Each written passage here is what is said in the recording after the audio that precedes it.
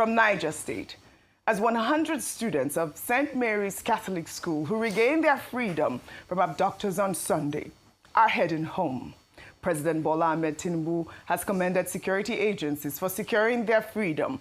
The students were received by Governor Umar Bago at the government house in Mina on Monday after they had spent 2 weeks in captivity. President Tinubu expressed joy over their safe return, but charged security agencies to ensure the swift release of the remaining 153 students and 12 teachers still in captivity. Well, here is the movement. The students were received at the government house in Mina. We are just excited and we're happy that we've received 100 of these children, as you saw just a minute ago, and want to thank the President, the security agencies, and every Nigerian that have been part of this recovery. And we are hopeful by the grace of God we'll get the remaining very, very soon. We're glad to see these children have been freed. President Tinubu has also assured parents that both the federal and Niger state governments are working closely to reunite all abducted students with their families, and has charged the security forces to prevent future kidnappings and ensure schools are no longer soft targets for terrorists. Well, according to reports, the rescue followed intensified military operations, aerial surveillance across Niger, Kwara and Kebbi states, and deployment of community hunters in the forest. Yet, no arrests were made. Let's take a reaction on X. This person wrote, "How do these kids return without corresponding arrests or neutralization of the terrorists? How do you convince them to release the children without incidents? Your negotiating team must have a great power of conviction. Or are there some under-the-table transactions that the citizenry are privy to? I know that your government wouldn't pay ransom to terrorists. That would be gross irresponsibility. Of course, that's beneath you. But we, the ordinary citizens, are just curious as to how you're able to pull these negotiations through time and time again without incidents." I know that, the Christian Association of Nigeria, in a statement on Monday, said it had not received, official notification regarding the release of the 100 abducted students. The chairman of CAN Niger State chapter, Bishop Bulos Yohana, noted that while it would be cherry news to learn of the abductees' freedom, no information about their current whereabouts has been delivered to the grieving communities, raising questions about coordination between security agencies and key stakeholders in the release process. Now, we've seen this video, and, the Niger state government has said that they're going to return the pupils to their family, I believe, hopefully after, some sort of rehabilitation. We're glad, we're happy that our 100 young children are back home. Kudos to the security forces that, helped to secure their release or freedom. But the question is still out there. Where are the terrorists who abducted these children? Where did they find them? Where are the remaining children? Good question, Oji. And yes, like I said this morning, on the hearts of parents, well-wishers, loved ones, or anybody with a conscience or a heart, what you're looking at when you see a release like this is, thank God the children are back. Yes. Even though not all of them, we're told this morning 315 abducted, students and teachers, 50 escaped, 100 now rescued, so it means that 165, still more than those who were taken, are still in captivity. So first of all, let me say thank God that they're back home. We are grateful to the security operatives and all those who were involved in their release. However, a bigger question would then be what we've been asking for, whether it be from Kebbi State or in Niger State, would be what kind of release is almost as if Nigeria is writing a new script on how rescue operations are conducted in such a way that rescue operations are conducted where there are no arrests. We don't have an opportunity to have that peace of mind that this will not occur again because the perpetrators or the people behind this have been apprehended. And it means that people will wait with bated breath as to where would be the next location based on what their agreements are. I also think there's a suspicion around this phased approach, or shall I say batch approach, to the release of these students. Why is it that only a few have been released at this time? Why were they not all released at the same time? I cannot imagine the anguish. 2 parents, by the way, have died whilst waiting for their children. And when you look at the faces of how young they are, you can understand the trauma that the parents and the children must have faced in the 2 weeks since they've been in captivity. I believe that whilst we celebrate on one hand the fact that these children are back home, which is what we have been calling for, and salute the efforts of all the security stakeholders who secured their release, the bigger question, in order for us to have that assurance that we won't see a reoccurrence or that we are proactive, is an apprehension of the terrorists who abducted them in the first place, a full going through of the justice system, facing prosecution. If found guilty, let us see the penalties for that, because this also acts as a deterrent for those who might have an idea of going into this life of criminality and terrorism, not to do with that. If you dare venture into this, you will be caught, you'll be found out, and you will face the full wrath of the law. Unfortunately, that assurance is not there. Instead, it looks as if there's some form of negotiation. It's not just about payment of ransom. It's also the fact that it seems there's a similitude of negotiations happening, and this government has continued to maintain that they will not negotiate with terrorists. It means that somebody is lying. All right, Rufai. Ayo, you're spot on. You asked the question, Oji, where are the terrorists? Please ask the government that knows them so well, that they romance themselves, that they call them on the phone to release people, that they can even give you blow-by-blow accounts of what is going on with the people kidnapped. But Oji, in this conversation, what we are not looking at is that things are so bad now in Nigeria that to be a child in this country is a sad, sad commentary. Do you know that it is children that are kidnapping these children? Have you seen the picture of some of the terrorists that were killed? Those that come on TikTok. We've seen their They are children too. They're young boys. So what we have in this conversation, we have not even talked about the child soldiers that have emerged in Nigeria. Nigeria has now become a den for child soldiers. Yes. And you know, former President Olusegun Obasanjo had raised that in one of his interviews, where he talked about how Gumi cried when he saw these young boys in the forest and they are drugged out. They have access to guns, they have access to drugs, and they have no future. These terrorists in the forest. It's a double whammy. Yes. We're saying they're kidnapping children, but it is the children, the future of this country, that are also kidnapping the children, that they've misled, that they've destroyed their lives, that they have become terrorists today. In all of this, the government now said they've done a deal. They released people. What about the parents that died? So nothing will happen, right? The cycle will continue again. You will keep talking to them. They will kidnap again. You will release them. Just like we had the Kankara boys. It's not agreements. Right. Then we had the Dapchi. You will kidnap, they will release, and the government has not solved the problem. All right. Why is all of this happening? Because the government is not ready to end the pervasive level of insecurity. If the Nigerian state, like I said, is ready, then it will end.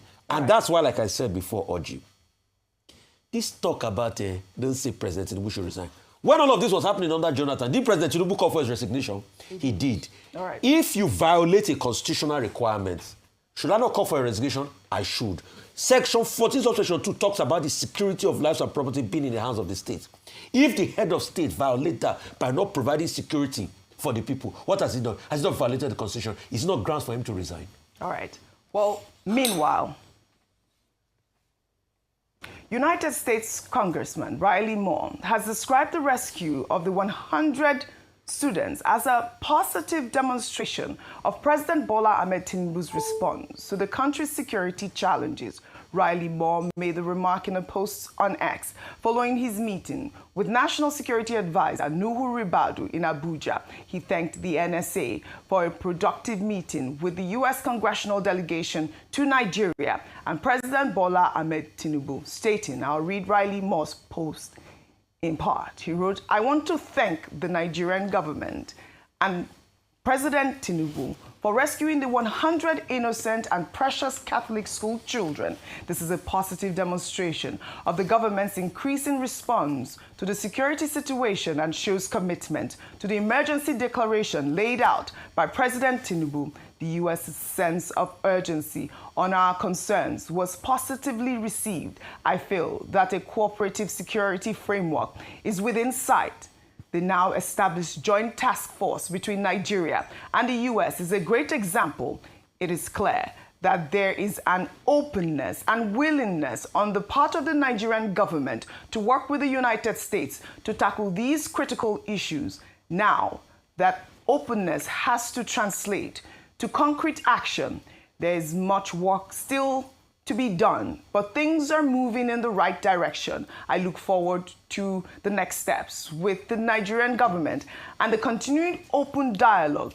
Peace be with you all. God bless the great people of Nigeria. Dr. Abati, I wanted to read out the tweet, just so that we can have context to what he was actually saying, praising the Tinubu administration, especially for the rescue efforts with the 100 school children that were released on Sunday. Now, Riley Moore also met with Benue State religious and traditional leaders to discuss ongoing violence in the Middle Belt region. The lawmaker posted a photo of his meeting with Bishop Wilfred Anaigbe, Bishop Isaac Dugu, and James Luriza, traditional ruler of the Tiv people. Moore described the meeting as an honor, stating that Christians in the region will no longer suffer in silence and that the United States has heard their cries. Over to you. Okay, first, I do not subscribe to the idea of anybody saying President Tinubu should resign. That's not part of the conversation.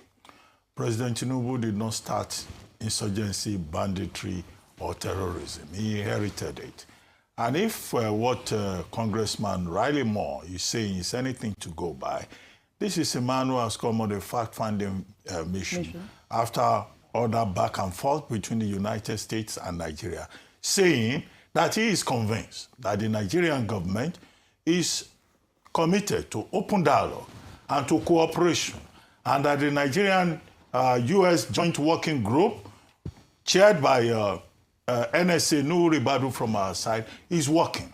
And that he believes that with the kind of dialogue that he has had with the Nigerian authorities, if some of the agreements are followed, that the Tinubu administration will be able to address some of the concerns, not just about alleged Christian persecution, but also about the security of the people of Nigeria generally. So I think Congressman Moore, said, what should be enheartening for those who believe in the progress of Nigeria and for the administration that has been making every possible effort to address the concerns of the United States as articulated by President Trump on October 31.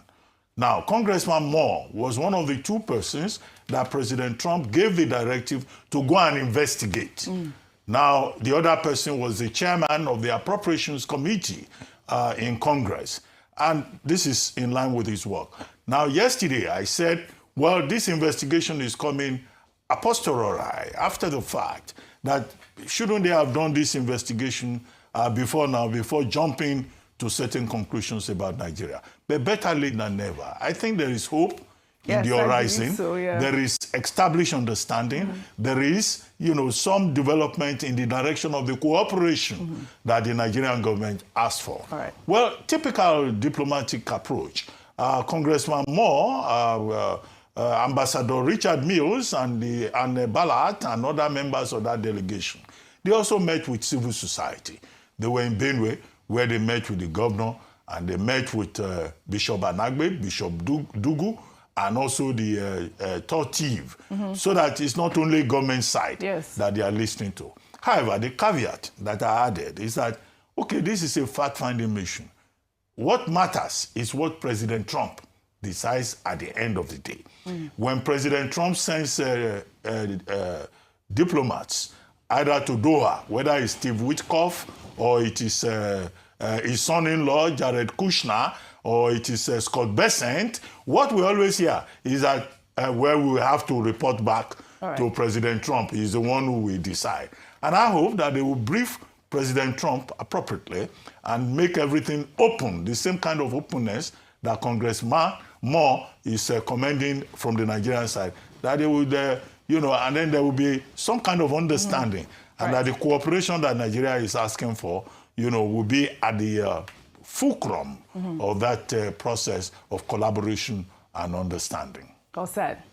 Now to Anambra State, where residents of Isiokwe are on the edge after the wife of an Anglican pastor was killed on Sunday morning after gunmen attacked St. Andrew's Church and set the building on fire.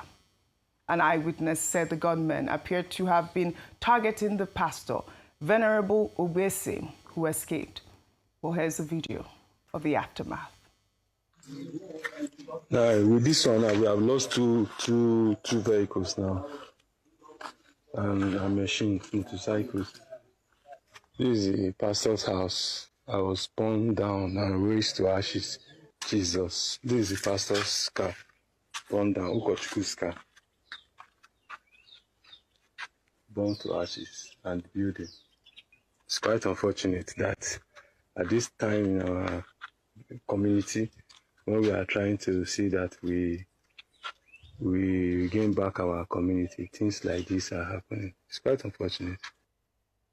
Rufai, the police spokesman for Anambra State, Tochukwu Ikenga, confirmed the attack as well as the killing of the pastor's wife, adding that the police commissioner has condemned the attack and assured the families of the victims that the perpetrators will be tracked down and brought to justice. This is the police statements that we received, and this is the sort of statements that we see whenever such incidents occur.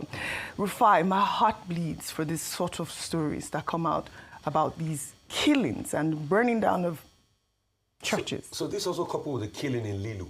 Yeah. All right? The police will always say, we'll track down the perpetration and break them down. How many have we tracked down? How many have we brought to book? How many of those that have perpetrated these heinous acts against people have been brought to book? The kidnappers that kidnap people in Kwara, have we brought them to book? Those that release these people, have we brought them to book? So you see, that's the massive level of insecurity. And I keep repeating this. For those that have ears, let them hear. I am worried because increasingly in a state where it starts to look like the government does not have the autonomy of violence, a state must have the autonomy of violence more than any other actor. That's why you have all the paraphernalia of state. That's why you have heavy budgetary provisions for insecurity. That's why you have military officers that will also call for better funding that should be able to go out there and bring the perpetrators to book. But in Nigeria, we hear of complicity. We hear of people not doing their work. We hear of one too many times, people are getting away with murder. The question I'd like to ask them is, how many of these people that perpetrate crimes like this have ever been brought to book? What is the list like? What is the number? So as long as we have these gaps, then President Tinubu, see, the title of the commander-in-chief, on easy head lies the head that wears the crown. You were so bold to call Jonathan all sorts of names. And we supported you because we said that's the role of the opposition. But today, if we speak and call you names and say, do the needful, protect people, your people will be shouting, oh, you don't have the rights. They will write flowery English to be abusing us. But we supported you when you were calling Jonathan names. The sad part is people like them, Dr. Abati, that was on the receiving end. Dr. Abati, which name did you even call people that used to abuse Jonathan that time? Children of perdition, or what name did you call them? Because you were the one that was not abusing them then. But they called Jonathan names and we supported you, President Tinubu. Your supporters even went ahead, carried a coffin and wrote Jonathan on the coffin while President Jonathan's mother was still alive. But today, if we talk now, your people will be calling and say we talk too much. Oh. They will be calling at the back. Don't say, don't call for his resignation. Don't call for it. Do something about it. That's what we are saying. That's all we want. Right. Do something about this level of insecurity. And Dr. Abati, with due respect, I totally disagree with that talk. Insecurity has been there before President Tinubu come. He didn't know insecurity was in ground before he went to vie for presidency. All right. So, who is the president on ground? Is it me? Who is supposed to do the work? We should not be giving excuses like that for him. All right. He knew what he was going into before he went into it. As long as he's there, the day he leaves power, we will turn to the other person that is president and we ask him questions. All right, fine. If he's President Tinubu is not president, do you think I will disturb him and be talking about security? It's because he's president. So he will take everything. All right, my heart goes out to the family of the pastor's wife and the pastor.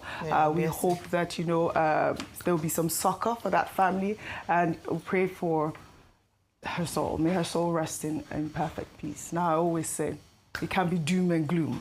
It cannot be doom and gloom. No, it cannot. And I cannot all the time. Well, all right.